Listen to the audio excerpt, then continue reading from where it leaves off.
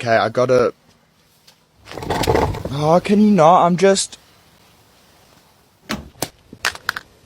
Okay, well, why would you... Does screaming at inanimate objects make sense? No. Do I do it every day? You can't prove that I do. You can't prove it. But I definitely do. Because things make noises. You're just trying to do everything quietly because noises. Because everything is already loud. And then you're just trying to not add to the orchestra of noise. And if it doesn't work, you know, if you know, you know. Hello baby queers and welcome back to my channel. Today we're doing some neurodivergent TikToks again. Why? Because why not? Just why not? But either way, before we continue, you're gotta get hydrated. So grab some water, or some tea, or whatever else you like to drink, and then we'll check out some more TikToks. Are you hydrated? Good. Let's go. If you're autistic, riddle me this. Why do I feel like I don't really have a name? Like I do have a name, but like, I don't really. Do you know what I mean? Maybe it's because I'm trans. But like, I just feel like I have a name. I like my name. I chose it. But I'm also like literally nameless. Like, I don't think to myself using my name. Like, I'm just me. We. Us. Me. Me and my thousands of friends that I make because I personify letters, numbers, words, whatever, everything. Yeah, I did literally just think it's because I'm trans, but then again, it doesn't really make sense. Like, I never felt comfortable with my name, but it also never really felt like my name. And I always thought that was because I'm trans. I was just like, well, you were just like not vibing with it. It's fine, you know? But then tell me why I chose a name that felt like it was gonna be so right. And it still kind of doesn't really feel like my name. Like, it's a cute name. I like it. And I don't mind being called it. But why does it still not feel like my name? So I don't know why, but I know what you mean. Well then, I'm not autistic. I don't flap my arms. What are you doing right now? Oh, I'm just biting my lip. And with your ring? Well, if it includes ring spinning, they should have written that. Oh, so you also take things literally. You mean I assume you meant what you said? Numbers. Do we like them or the normal amount? What does that mean? So if I don't know, put 1 cent into your bank account and made it change from a perfect zero, that would be fine? You know, sometimes a flat zero is nice to have. What fan fiction do you read? I don't think that's an actual question. So the same ones since you were 12, okay. Well, what about this one here that says rigid thinking? What is rigid thinking? I mean, I have rigid thinking sometimes, but only where it's applicable to have rigid thinking. I think that sometimes you need to be rigid in your thinking, and other times you learn that it's okay to like, okay, I'm autistic, what do I do with this? Pick up Stardew Valley? I don't... Yeah, alright, fine. These online tests sometimes. If you design questions in a way that isn't like obvious what you mean, like sometimes they might seem obvious to any given person taking this test because they're like assuming you mean one thing, whether that was the thing you meant or not, we'll never know because who the hell even makes these quizzes? Literally, what are you doing? Can you not put questions that are so weird? Do you like numbers? Are you fascinated by numbers? Well, sometimes. Sometimes I can't remember anything, so neither numbers, nor letters, nor words. You know what I mean? Like, what? Like, if you mean that I will always have my TV on a number that's like either a multiple by 5, you know, like 5, 10, 15, or like an even 18, 16, whatever. Yeah, because having it at 17 or something feels really wrong. 13, for me personally, also kind of okay because my birthday is the 13th. So I kind of like that number. I always like that number more than my name, which is ridiculous, by the way. So if that's what you mean, then yeah, I like numbers, but what? I'm also very bad at them. So what do you want me to put? What do you want me to say to this question? Is that what you want me to say? Really? Okay, good. Well, if that's what you're trying to get at, maybe good if an actual like person is asking you this question, but in an online quiz, having questions like that seems weird.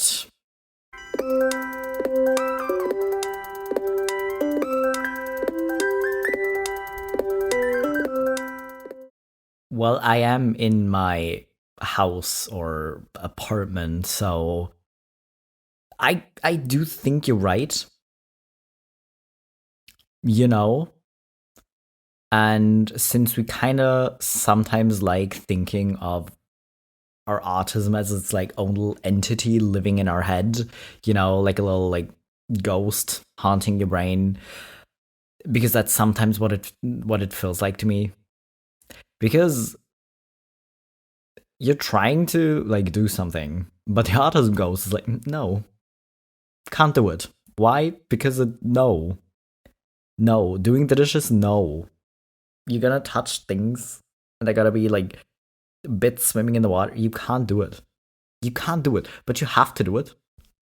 So you're just trying to argue with the autism ghost. So sometimes it feels separate. So I hope it's not in the house if I'm not in the house, because that would kind of be weird, but also kind of brilliant because people are frustrating to deal with, But there could very well be autism in my house at all times, actually. I think that we should start diagnosing autism by asking people what they would save in case of a fire. Because I am saving my shark, my blankie, my Tinkerbell Pixie Hollow book, this exact pillow, my Vyvanse, my noise-canceling headphones, my preserved shadow box cicada, my 2 pet praying mantises, and the blanket that's been in storage for years because it's covered in holes and I can't use it anymore, but it has pilling all over, and I love stimming on pilling, so I refuse to get rid of it. Because what are you saving if not your comfort items and your special interests? Your phone? A charger? What? Huh? No. Mm-mm. Well, phone as well, definitely, because what am I gonna do if I can't be on social media or like YouTube and engage with my special interests? What do you mean? I'm still gonna save it. I'm still gonna save it. And I'm gonna save my K-pop albums and my photo cards. In that occasion, like if a fire breaks out, having the photo cards in a separate folder sorted might be very impractical, because if they're all in the actual album they came in, it might be easy to grab. But anyways, I'm saving those. And my phone and my laptop, because I cannot live without that. Headphones, definitely. What am I gonna do without headphones? Everything else, probably, it's fine. It's fine. I don't know if I have any other comfort items. It probably seems very obvious, but I can't remember them right now. But maybe, but those things definitely.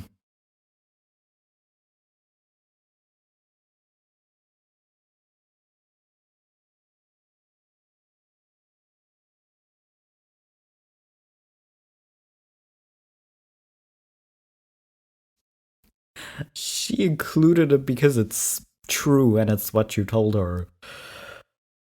Because listen, yeah, that's another thing. Like, what am I gonna do without my phone? Listen to music? How? So definitely I need my phone. But anyways,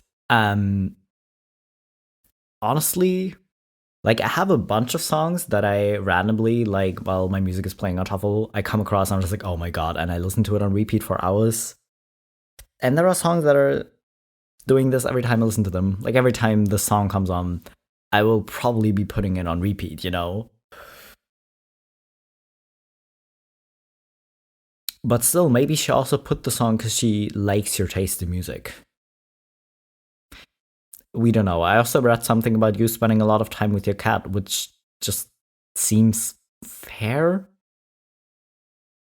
Like, is it still kind of a stereotype?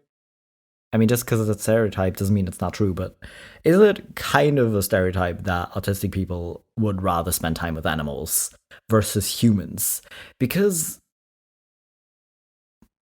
I don't think it's, well, it is a stereotype, but it's also very true. So that just seems fair. We also have someone who stitched this with her own story.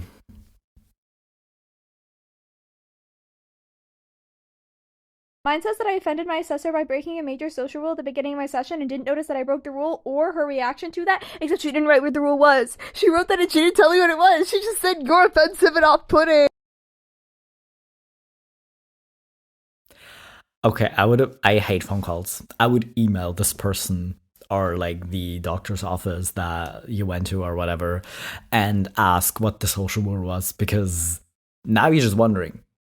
Because while it might just seem natural to you, if you're like me and you want to kind of avoid that situation in the future because you're very uncomfortable with making other people uncomfortable, I would at least want to know. But then again, because the amount of things you can say that are probably gonna seem offensive to a lot of people are basically endless. So I would want to know. I would write them an email and literally ask about what social rule I broke, because it was probably some rubbish, and I feel like she could have called the assessment off after that and just be like, you know what, you just broke a major social rule. You didn't notice that I was offended at it, so we're just gonna call it a day here. You know? Like, if you write that, at least write what it was. My God. Problem with growing up undiagnosed and high masking is that because you are undiagnosed, you know that something's wrong, but you don't know what it is. And so you learn how to act by learning what not to do. Like all the time, right? That's the high masking part, is you learning what not to do. So when you grow up and you spend your entire life thinking constantly about what not to do, you have trained your brain already towards the negativity path, right? But not only that, because you only spend time thinking about what not to do and what you actually want to do, or what feels good to do, or what is good for you to do. No. Only think about what's bad. So you don't get to learn about what is good for you, what is good for you to do, what you actually like to do and want to do, because you only ever have practice thinking about what not to do, what other people wouldn't want you to do, right? So then let's say you grow up and you try to take off this mask and you're like, oh shit, what's underneath it? I don't know. I don't even know how to check, because like, whose approval am I supposed to look for? Your own, bud. Your own. Good luck.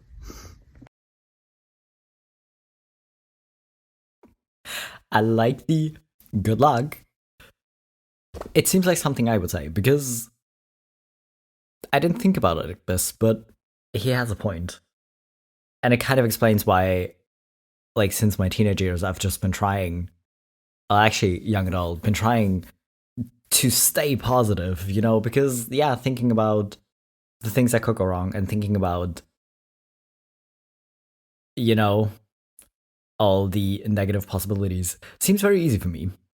Thinking about the positive and thinking about what I would actually enjoy doing, if it was that easy for me, because it's not that easy to switch off the just don't care what other people think, because I don't care what other people think, but I do. Like, I don't even like people. Like, why would their opinion even matter? You know, like, I think most people are kind of weird and are like okay in small dosages, but it kind of takes a lot for me to actually like enjoy being around other people, you know. So if I somehow manage to feel comfortable around other people, that's great. But like most people, I don't want to be around these people, so why would I even care, you know? But I do, and this is why, and it doesn't make it easier necessarily to switch it off. If you spend like most of your life just thinking about it because you didn't want to get in trouble, but you're still constantly feeling like you're gonna get in trouble for some random thing, and it's very hard to turn off. And I like the good luck because I don't have it figured out how I'm gonna get past it. So what am I even gonna say to you to help you get past it? I don't know, but good luck to both of us, I guess. No, you were socialized male. You'll always have been socialized male. Bestie, I have to share a secret with you. I'm autistic. I wasn't socialized at all. And then there's whatever this is. Because, yeah, technically I wasn't socialized this way either. Because what they tried to do was socialize me in a given way, but it really didn't work that well. And now I'm just not sure how to act. So I wasn't socialized male, or I wasn't socialized female. I wasn't socialized man. And no. Attempts have been made, sure, but it literally wouldn't have mattered if someone had attempted to socialize me male or socialize me female. It literally wouldn't have made a difference. It really wouldn't have made a difference, my guy. I don't know why I bought this fidget, knowing I have a bad oral fixation, because I just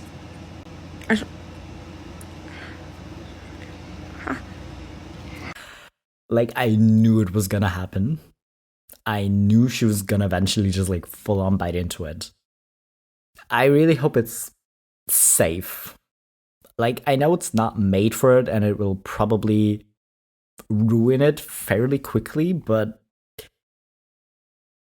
I can see why. I'm not saying I would do the same thing, but I would do the same thing because look at it. It looks like it's meant to be chewed. It looks like it's gonna feel good to chew on it. It just... Why did you? I know why you bought it, because you literally bought it because you looked at it and you were like, this is gonna feel so nice. So you had to. You obviously had to, come on. I have a question for the lovely autistic people that live in my phone. When you guys are listening to somebody talk and you're really trying to pay attention, where do you feel like your eyes naturally focus? For example, when I'm trying to pay attention to someone, I find that my eyes always go towards somebody's hand movement. And for me, I think it's because of my synesthesia that turns everything into like abstract visuals. When I'm looking at people's hands, it's as if they're quite literally painting me a picture. And I notice that I do the same thing when I'm talking. I'm using my hands to show you what's going on inside my brain. Another example is that I used to know somebody who would always focus on people's lips when they were talking because they were lip reading, and being able to lip read and listen to what the person was saying helped them register the information. And so I was wondering, since we're all so different from one another, like how many other ways are there to like pay attention to people? Or is there just like a certain like finite number of like categories? Because I really like getting into the minds of other autistic people. I think it's fun. I think it's interesting. Have a good day. It depends. Like, normally when I'm talking to someone, I'll just like look in that general direction, or kind of like look at their forehead, or like I don't look like one specific place. I kind of scan around their face. If I don't pay attention to it at all, which is rare, I will just be staring off into whatever direction apart from the person I'm literally talking to, just like looking out the window. If there's like a person with a dog and just kind of watching that or whatever, you know, kind of scanning around. If I'm not paying attention to it, if I'm trying to make eye contact, I will just literally kind of scan around their face and just kind of like look at their hair a bit, or look at their lips or their earrings, you know, things like that. So I don't really look one specific place. I feel like if I would just stop trying to make eye contact, I would probably always just like look around. But sometimes I like looking at people's faces to see what kind of expressions they pull, because sometimes it makes it easier to understand them, you know? Like, especially if I'm not sure how they meant something, I might look at their face more. I don't know. Just everywhere, I guess. I don't know, I just feel like it's so much harder for me to do the things that I used to do. Like, I used to be able to do my laundry, no problem, and now it just sits in a pile for like 2 weeks until I'm pretty much forced to do it because I don't have any clothes. Well, actually, there's this research paper that came out, and I think you should know about it. The paper outlined how for autistic adults with lower IQs, their adaptive functioning levels were pretty on par with where they should be at, but for autistic adults with higher IQs, there was a huge gap between their IQ level and the adaptive functioning level that they should be at. It was actually much lower. So is that why I find it so much harder to do things as I've gotten older? Yeah, you're right. It's only gonna get worse. What? Yeah, the gap actually widens the older that you get. Okay, so how can I improve my adaptive functioning skills? I'm afraid that's all the time that we have for today. I feel like I know that last time I did one of these like neurodiverse TikTok videos, I also wrote a note to check out a band on my whiteboard, and it took me like 3 weeks to check it out. But I feel like I should literally research how to improve adaptive functioning, because I'm gonna forget the word for it. Give me a second. Because the thing is, I feel like for most neurotypicals, the way to improve their adaptive functioning is probably just to do these things. You know, to kind of get a routine in when to do their laundry or when to do certain cleanings, you know, when to take the trash out. Literally, I keep thinking that I'm gonna get better at it. Like, especially if you have like, you know, the kind of trash where you put like banana peels and stuff in it. And I keep thinking I'm gonna take it out sooner and I'm gonna get the hang of it, of taking it out before it starts smelling really bad. Let me tell you something. I'm still waiting for that day. And I've lived alone for like 8 years, basically, I think. I'm bad at math, don't come at me, but I moved out when I was 18. It's been a while. I keep thinking I'm gonna get better at it, but kind of starting to think that won't happen, you know? And I feel like for most people, you know, unless they're like having like a really busy week, they're just gonna like have that routine to remember to do things. But if you don't, then good luck to you, I guess. What do you mean I'm not supposed to be on my phone immediately after waking up? How am I meant to stay conscious? I've tried it. Alarm goes off, you know what happens? Immediate mental stimulation. The on-off switch is run by 3 crows in a trench coat. You better have something shiny. Oh, mighty dopamine gods that are also birds, I bring you an offering. Is it a video of the dancing fruit? Or a pebble? No, it's a brand new day. The sun is shining. Stinky and lame and boring. I'm gonna flip it. No, please don't put me back to sleep. It'll be worth it this time. You think I'm gonna pass up sleep? For this, I've taken shits more interesting. Please, I have to do things today. I'm gonna do it. I'm gonna flip it. No. Caw. Motherfucker. Also, are there people out there that genuinely wake up feeling well rested? It baffles me that there are people who can do the 8 hours of sleep thing and then wake up and have energy. It's a daily battle. I also have POTS, so my blood doesn't flow right. So now I just immediately drown myself in electrolytes. Vape? No, sodium chloride. We've won the battle today, boys, but not the war. I kind of trained myself to just jump out of bed right away when the alarm goes off, because if I don't, I will immediately fall back asleep. So I've literally just kind of trained myself to just immediately get up. I don't know how I do it, and I'm not questioning how I do it, because I feel like if I start to question it, it's gonna fall apart, you know? So no, that's the way it is. We're just gonna jump right out of bed when we wake up, you know, because I don't care how long I've slept, I will probably just fall asleep and keep sleeping. Because if I wake up at night, I'm not going to be able to fall asleep. But if I wake up in the morning, guess what? Right back to sleep.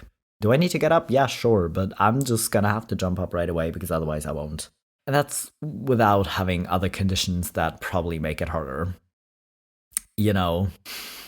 So, that's what I do. Because otherwise, no mental stimulation, and I'm gonna fall asleep. Love it, right?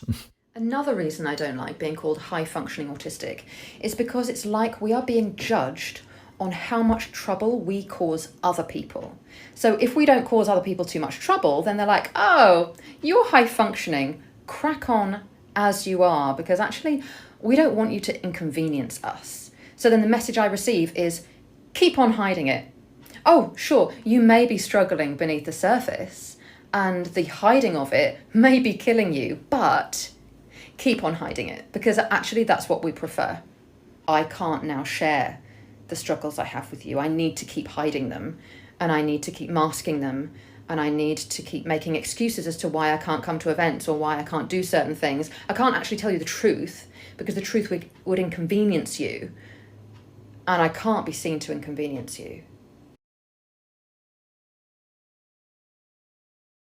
Which is probably why I became very good at lying to people.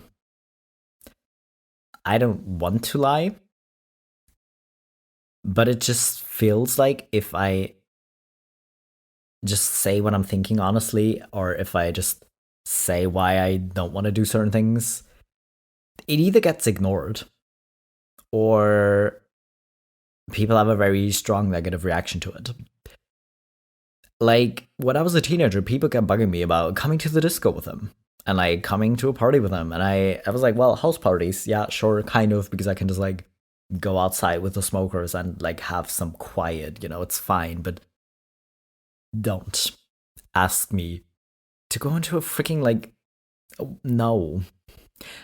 And they kept bugging me about it. And we're like, no, but you have to come. Like, you haven't even tried it. You have to go at least once. And no. I literally went in once while I was out. I was in there for 10 minutes until I could literally no longer bear it, and it was very visible. So we went outside, and the other person went back in to get the other people out so we could go somewhere else, because no. And it's just things like that, experiences like that, if other people just like keep bugging you about it. So you just learn to lie to get out of things. And I don't want to, but I will probably, like, if you're a person in my life, I will have probably lied to you at some point. And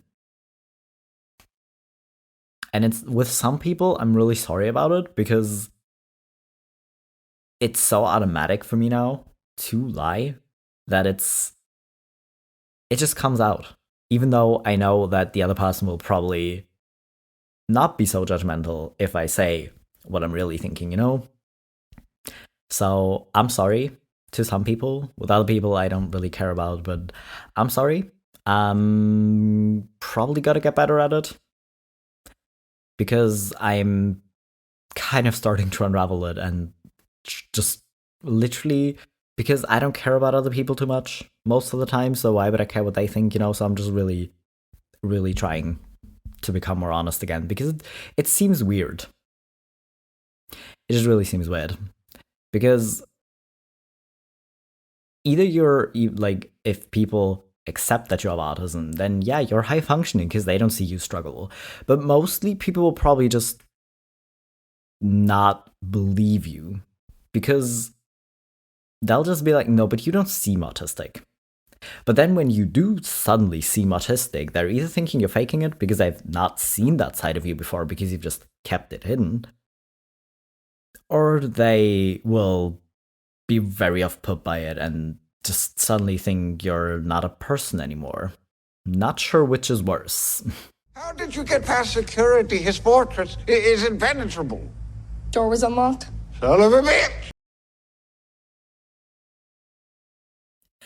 And this is what happens. The thing, I don't stand like this necessarily. I never know what to do with my hands, so I think I do sometimes stand. You can't even see it right now. But I often like cross my arms. But then at some point I was told that seems rude to people. That it seems like very, like, either like very just arrogant or just like I'm angry or something. Bro, I'm just trying to stand over here. Hands in pockets is also a very popular one. Like, teachers back in school was like, no, but that's so impolite. And I didn't get how that was impolite, so I just kept doing it anyways. Because it was just like old people saying that. Like, no one else cared. So I just didn't do it. Or like didn't stop putting my hands in my pockets, I guess. but I just stand on the outside of my feet constantly. I don't know why. It's just comfortable. When I go somewhere, like if I walk up with my cup to the coffee machine or like to get new water, I'm just automatically gonna like flip to the outsides of my feet. I listen. I've given up trying to not do it because why would I? Why would I stop doing that? You know, it's just comfortable. One of my least favorite questions as an autistic person is, are you busy on whatever day at whatever time? Because if you say, no, I'm not busy, then the person then expects you to do whatever it is that they want you to do at that point. And if you say you are busy, because at that point you'd actually just planned to rest because you need it, that person will respond with, oh, what are you doing? And usually if you say, oh, I plan to do nothing, people don't accept that as you being busy. We need to remember people don't have to justify why they need rest or what kind of rest that they need. Another perfect example of why I legit just start lying to people. Because if they're like, oh, what are you doing this weekend? And you're just like, oh yeah, I don't have anything planned yet. They think it's weird that you're just, you know, kind of trying to like hang out and relax and just kind of see what your energy levels are on that given day. You know? And I think it's weird. And I still got it the other day. I'm starting to care less, but this coworker legit just like asked me. Luckily, it was over the phone because I think in person I would have just like my face would have told him a lot more. Might have been easier, but he legit just asked me what I was gonna do this weekend because it was Friday, and I was like, nothing. I don't know yet. You know, we'll see. And he was like, what? Yeah, you don't have plans? What's wrong with you? You know, something like that. I was like, what? I don't know what's wrong with you that you're rude to people, really. But anyways, don't be weird. Like, be weird, but don't be rude. You know? Be weird, but don't be rude. You know, you don't get to judge other people. Because, like, maybe they have plans, maybe they don't. Maybe their plan was watch a movie with their cat. And that's a perfectly valid plan. Staring at the blank wall for 5 hours. Also a valid plan for the night, actually. You have just found out that your friend, family member, or sworn enemy is autistic. How should you respond? You may feel compelled to say any of the following. What? You don't look autistic. You know, my 5-year-old goldfish's nephew's baby daddy's cousin's little brother has autism, and you don't act anything like him. Oh, everyone's a little autistic these days. Oh, okay. Do you want to go look at trends or something? I don't... Wow, those are some great examples of things you absolutely shouldn't say. Instead, try this. Oh wow, thank you for sharing that information with me. I really appreciate it. Is there anything that I can do to make our time hanging out together better for you? You know, I don't know that much about autism and what it is, but I'd love to learn more about it and how it affects you. Okay, so do you want to go look at trains or what? I don't, like...